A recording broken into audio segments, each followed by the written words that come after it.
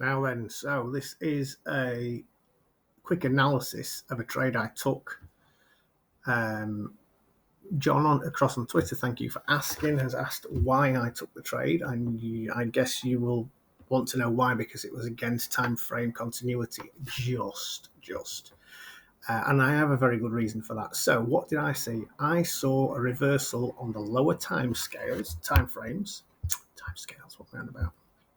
So if we drill down, what basically happened today was, if we look at that, is Bitcoin brought the rest of the market down with it. And then for some of them, we had a liquidation wick, and then off they went to the upside. Some of them didn't. But this is where you need to have a think about other things to do with them and what other people would be doing at that point in time. But one of the things that Rob mentioned that's stuck in my mind is if the price goes against you on a higher time frame, have a look at the lower time frames to see what's happening and look for a reversal. So if you're on the hourly, drop down to the half hourly or the quarter and look for a reversal back into time frame continuity for your in. Okay, so at this point, I know I'm just going to switch timeframes and go all the way down. And also, when you're looking at time frame continuity, you have to think of, again, Rob's words, participation groups. So if you think of them as, or I think of them anyway, as these rooms of traders, someone is sat there trading off the 5 minutes, someone is sat there trading off the 15-minute. What are each one of those rooms doing? They are either buying or selling. That's where you get your time frame continuity from.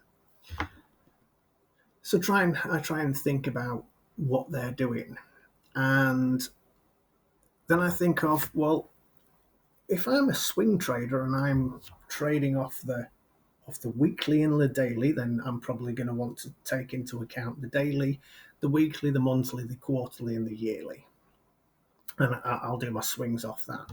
If I'm if I'm sniping off the 3 minute, I'm not going to be wanting to wait an entire day for something to come into continuity. I'm probably going to go everything from the 1 minute up to the 4 hour, and then go for the smaller trades. That would be my time frame continuity. So the reason why I'm saying this is because the hive mind that I've been building will and does trade off different time frames. So the sniping engine will work off the 3 and 5 minute time frame. The intraday will work off the 30 minute and the 1 hour, and the swing trader will work off the weekly and the daily. And as the trades go up, each of those types of traders have different setups, different algorithms. And as a sniper, you're on the 3 minute. You're not going to want 4% profit. You're not going to put your stops at 2% behind price, because you're going to get stopped out all the time because you're constantly up and down. Whereas if you're a day trader, you're not going to be putting them 0.25%, your stops 0.25% behind price. You're going to want to know how to swing that and make it longer. Your stops are going to be a little bit bigger as they go. You take profit figures a little bit bigger. So they have different styles depending on where you are in that range. Okay. And swing, when you're doing swing trading, you're taking speculation. You're looking at what's going to happen, the marketplace, what's going to happen 6 months down the line, when halving comes around for Bitcoin and all this kind of stuff. Whereas intraday, that's all noise. You're just interested on the price action on the day. So bearing that in mind, I'm on a intraday. So I carry on looking at the hourly. I'm thinking it's going down. Okay. Everything's gone against me. And at that point, this line here is full time frame continuity, daily to the upside. And it breaks it. It goes against me on the daily. So I think, right, great. I see the wick coming back up. I think this is my into it, but I am not catching a falling knife. So I drop down all the way, and I'll drop down to the 5 minute. I actually dropped down to the 3 minute, but just for the sake of keeping this shorter, I drop down to the 5 minute and look at the 5 minute there. Oh, we've got a big drop on that one. All of a sudden it starts to come back up through the range. There's a 212. Brilliant. I can tell you that there is a reversal on the 3 minute as well. I'm thinking, okay, 3 minutes just had a reversal. 5 minutes just had a reversal. My tits are starting to tingle right now. So I'm thinking at some point, this thing is going to run. So I drop up from the 5 minute, I drop up to the 15 minute. Now we're in the realms of where I deal. So I'm at the 30 minute. Am I going to wait till the 30 minute? Because what's happening in the background is there's a picture building. There is a wave forming that I want to follow. And this is what is exciting about dealing across all of the time frames. So what's happening now on the time frame analysis? Let me show you something. So this is how it all looked as it plummeted down. Everything went 0, 0, 0 as it went down. And the hourly becomes a 1 at 142. If you remember, that's where this line is here. And we're on the 15 minute there. Okay. And like I say, if you drop down to the 5 minute, it's still in, it's just in. So what happened? Well, we went green on the 1 minute. We went green on the 3 minute. We went green on the 5 minute. All with reversals. Went green on the 15 minute. And that's when, just after, we went green on the hourly as well. And then you think, okay, I can see, as you can see that, as those ones applied, there's a wave coming of that thing coming back into time frame continuity. Now, yes, I'm not in time frame continuity on the daily, until 142. So if I can catch it before, now this is where you're thinking, this, if I'm sniping, I'm looking at this time frame, these here for full time frame continuity. If I'm working off the daily, I'm probably looking at these for full time frame continuity, if you see what I mean. So it was rolling over from one until the other. Now, just before it flipped onto the daily, before it went one on there and one on, can't even type today, one on there and one on there, before that happened, I needed to make that call. I am just out at this point, and I have a 2, 1, 2 to the upside. There's a 2 reversal there going up. So again, this is one of Sarah's videos that you need to watch, which is, you see a 2, 1, 2, sometimes it's worth holding back for a moment, because before it rockets, it will pull back and shoot off. So again, I go from the 15 minute to the 3 minute time scale to look around here for a pullback. And as soon as I see one, I am straight in. So, and we've got a 232 there. But like I say, on the lower time frames. So you could have even, really, if you were looking there, you could have even entered.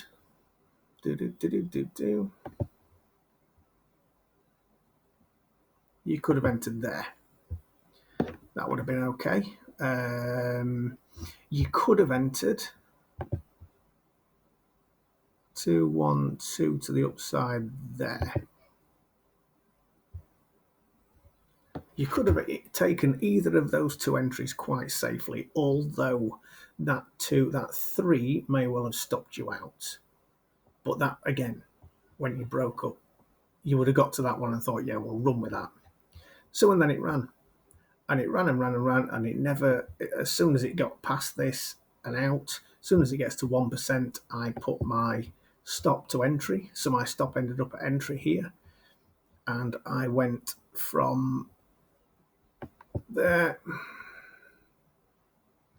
I'm still in the trade at the moment. I've not been stopped out yet. So I made 10.9, 11% on that one.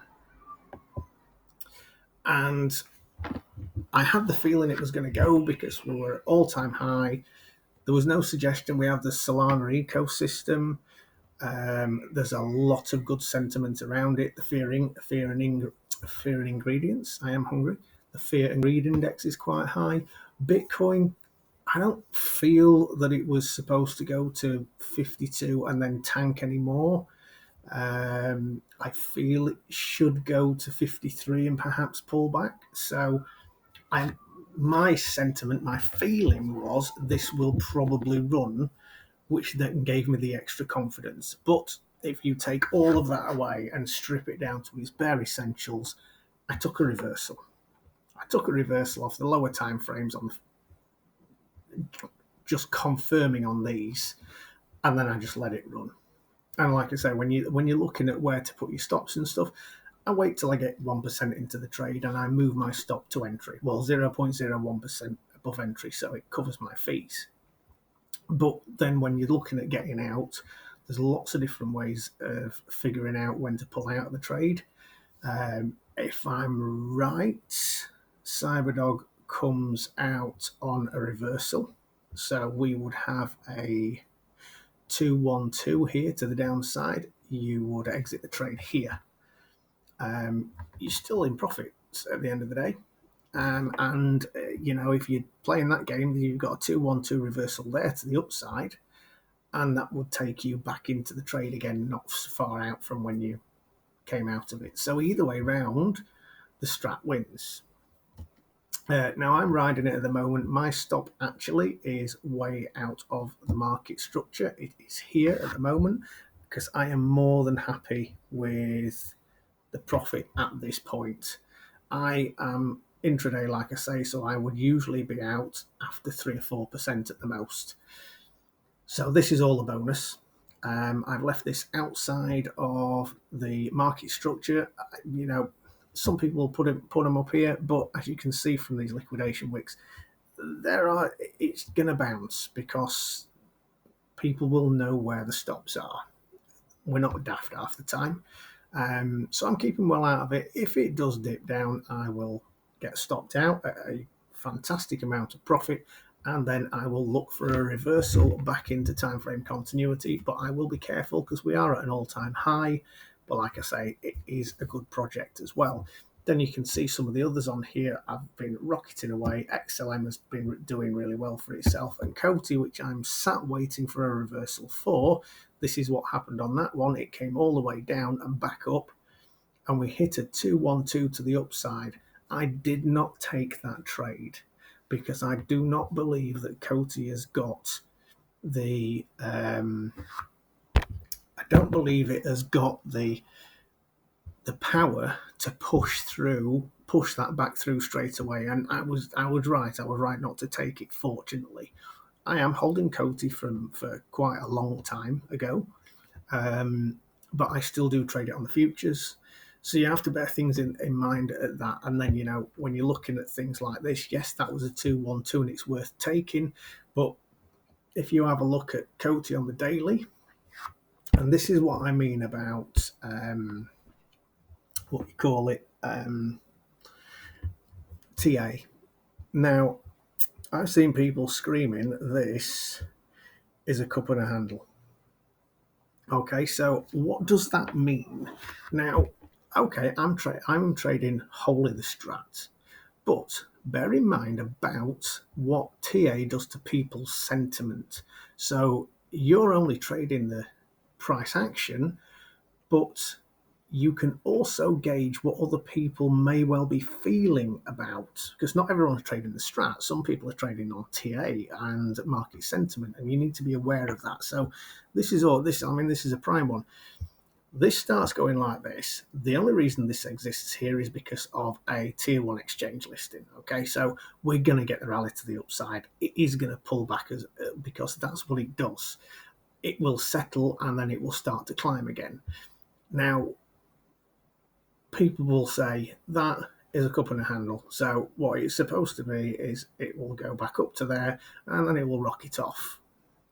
But what does that do to people and their trading? Well, that means that when it's coming back down here, when it gets to and starts to look as though it's panning out, people will become a little bit apprehensive and be trying to second judge when it's going up, because no one will understand the strat looking for a reversal back into time frame continuity on the daily in this case.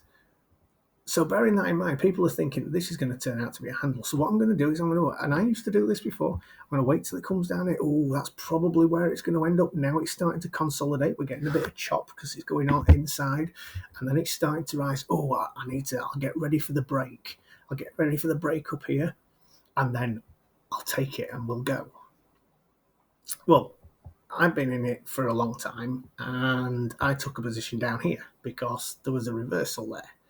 So I'm still in, but I didn't add to it or put any more on because I didn't feel it would take off.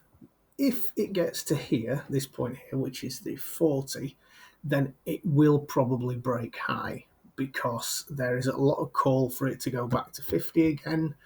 But ride it out. Again, look for, at the moment with Coty, the thing is, it's looking good. You start doing that, I'm sure people will draw nice lines to say it's going up in a certain fashion, or that maybe this is a flag or some bullshit. But in that case, look for your reversals. I mean, the dailies on this, the 2, 1, 3, and then what you could do is, this video's turning into the longest thing on earth, and I really don't mean it to be. Sales, particularly if it's down, it's a bit too tight to be broadening on that one. But yeah, just watch for it. It will. I personally feel it will go to the upside. I think this will eventually break to the upside and go. You probably have a decent day back on it tomorrow, and by the end of the week we're up here. I may well be wrong. I don't know. But like I say, just have a look and think about what's happening to the rest of the market at that point in time. If we are at looking at the market structure, if we are at some form of high, some form of top, and people are looking to call the top, be careful, because that pullback might not be the pullback.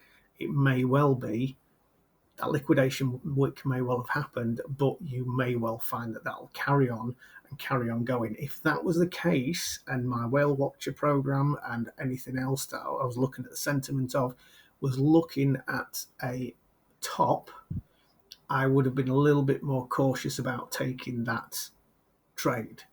It would have only got stopped out for a little bit anyway, but I like to be on the winning side every time. So I'm sorry this has turned into like the biggest ramble ever, but that was my idea on the sol, and that's what paid off. Where are we at now? We're still at 197%.